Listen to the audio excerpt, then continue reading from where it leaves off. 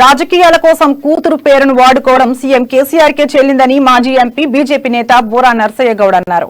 కవితను ఆహ్వానించడం కాదు, మొత్తం టీఆర్ఎస్ ను బీజేపీలో విలీనం చేస్తామన్నా కూడా ఒప్పుకోమన్నారు.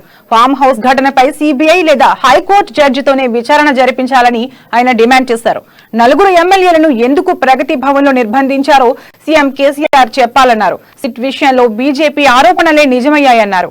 అందుకే హైకోర్టు ప్రధాన న్యాయమూర్తి పర్యవేక్షణలో కేసు విచారణ జరగడం హర్షణీయమన్నారు.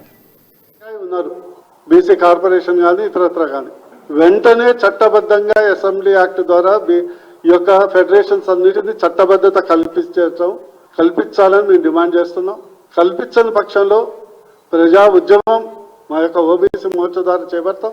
ఖచ్చితంగా వచ్చే ఎన్నికల్లో ఈ యొక్క బహుజనులు మీరు ఏదైతే బీసీలకు చేస్తున్నటువంటి అన్యాయాన్ని ప్రతి ఇంటికి 3 కోట్లలో 1.5 కోటి ఓట్లు ఉన్నటువంటి బీసీలను జాగృతం చేసి మీకు రాజకీయ సమాధి కట్టడం మాత్రం బీసీలు చేస్తారని ఈ మీడియా సమావేశం ద్వారా